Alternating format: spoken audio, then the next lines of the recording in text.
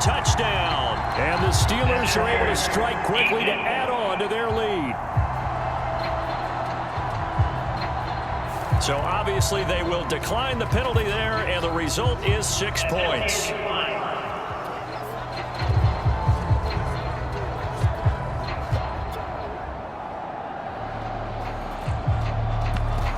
On this stage, conference championship game, every play is magnified, and that was a big play. No doubt about it. One thing that has these guys a step away from a shot at the big game, their big play ability. They can strike from anywhere. They're going to run it with Harris, and he is in to make it 16-0.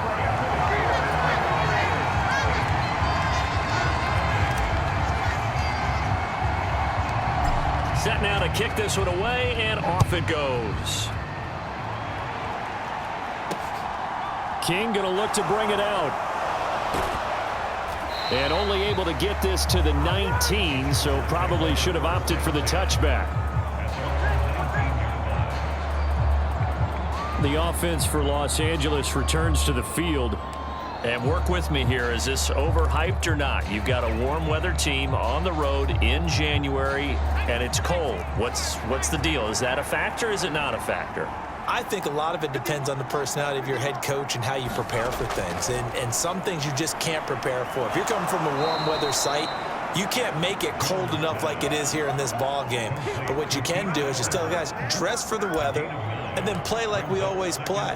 And as the game goes along, typically those guys out there playing, you warm up enough that it really shouldn't affect you quite the same way. Now, if that's all you talk about, if you put that in the heads of your players, it'll affect them in a big way.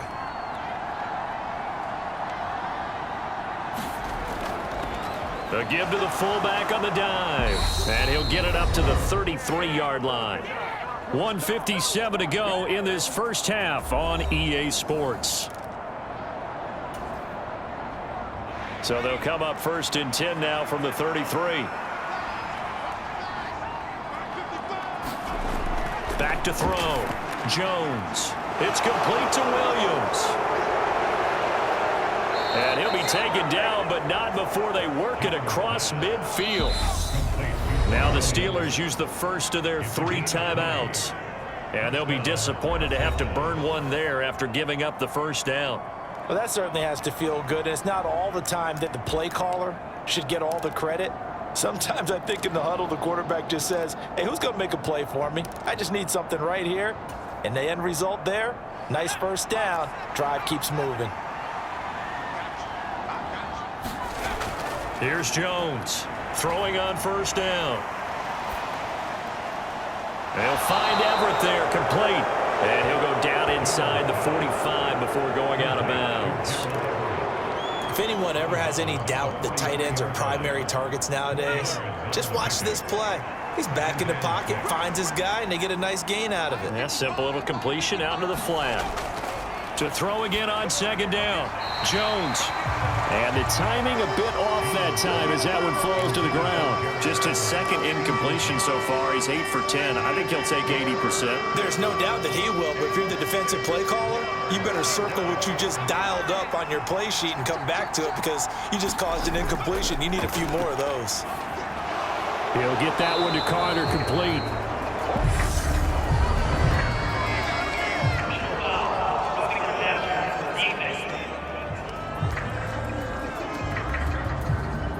So a roughing the passer penalty, never one that you like to see. Not at all, and especially when you're in that final push of the season. You can't afford to get your quarterback hurt before the playoffs roll around, and we know they'll be here before you know it. A bad time for a roughing penalty, and they get the gift of a 1st and 10.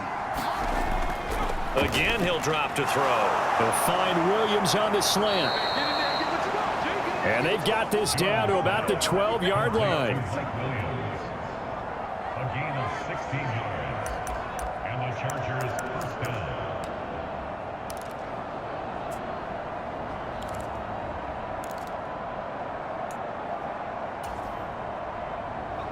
Creeping up on a minute to play in this first half. They'll stick with the passing game as he looks to throw. And he'll find his man out route. That's Allen.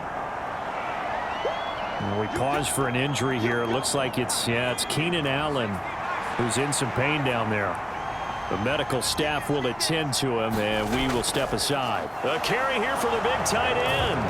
And he's in for a Charger touchdown. Trey McKinney, a 3-yard touchdown run. And the Chargers get a late score, final minute of the first half. Gano the extra point, and that trims the lead down to 9. So that drive in total 8 plays. And it ends with a 3-yard scoring run. This will be brought out from the middle of the end zone. And this return will net positive as he gets past. The Steelers taking over now late in this first half. Already enjoying a 2-score lead here late in the second quarter. Not a ton of time left. We'll see if they can work this at least into field goal range and try to get 3 to add on even more to their lead. Now he'll throw deep left side. A fight for it, and this is caught. It's caught indeed. A big play there just before halftime. 46 yards. Well, that certainly changes things. Yeah, I think the thought process is they take this lead into the locker room, run something simple here, and run the clock out. Instead, they get the big play. Now they have a chance to... And in for the Steelers touchdown. George Pickens in the final seconds of the first half. And the Steelers would extend their lead here just before halftime. So, Charles, that's 3 touchdowns on 3 drives, and it's just been an offensive barrage so far. Great work, partner, using barrage right there. I'm going to add another word if you don't mind. How about perfection? No surprise that they're leading right now. Absolute dominance throughout this ball game and no signs of slowing down.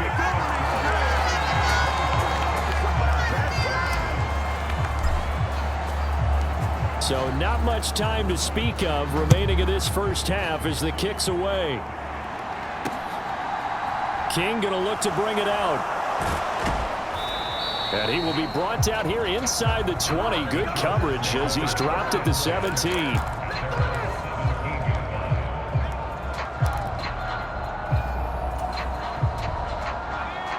The Charger drive about to get going.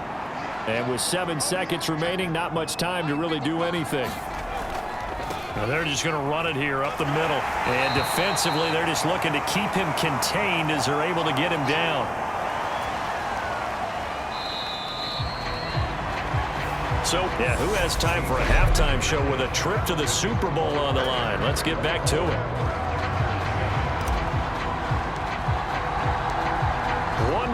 To decide who takes home the Lamar Hunt Trophy as we're back underway in this AFC Championship. And no run back here as the third quarter will commence with a touchback. The Chargers getting ready to go here to start this third quarter. And they have work to do in this second half if they want to earn that berth to the Super Bowl. And I'm pretty sure this is where their coaches at halftime were saying don't panic, and then demonstrating it by not making a lot of drastic changes to the game plan. Let's just get back to doing what we've been doing all year long. That should be more than good enough. And from the 25. Many teams, as soon as they spot man defense, if they haven't called a hitch, they'll get to it as fast as they can. They want to put the ball in the hands of one of their best playmakers and hope that he can break a tackle on the outside and go for big yardage. Now this one over the middle into the hands of his tight end, complete. And down he goes, but he takes it up to the 40. Tally that is catch number 1 for him in this AFC Championship. It's a first down.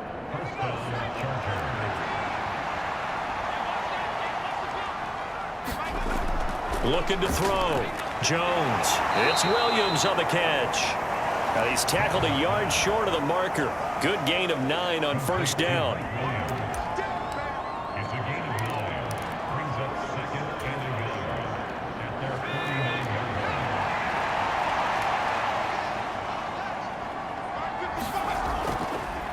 They've gone to their fullback quite a bit. He'll get it again.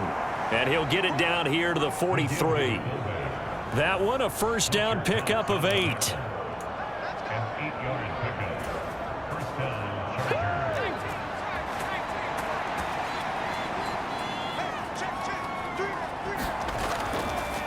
And again, they'll go right back to their fullback. And he's going to get it down to the 33-yard line here.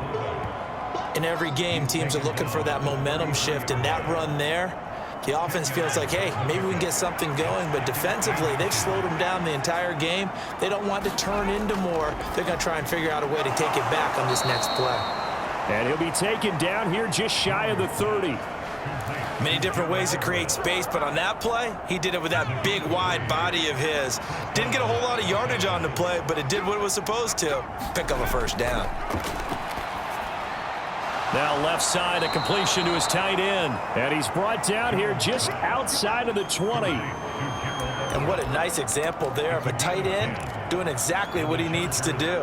How about how he worked his way to the outside, made sure he secured the catch, and then anything after that, we count that as a bonus.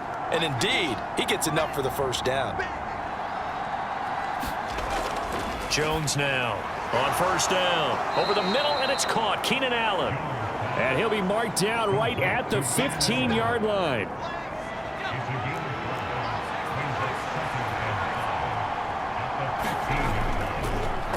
On the give, this is their fullback. No gain on the play that time, and they'll look to convert on what will be a 3rd and 4.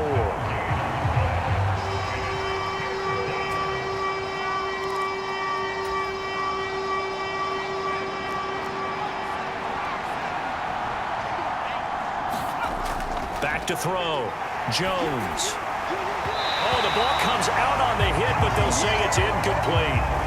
The Steeler defense locked in, forcing an upcoming 4th down. They'll try the field goal now with Graham Gano. From the left hash, just a 32-yard attempt. Gano's kick is good, and that will close the gap down to 14.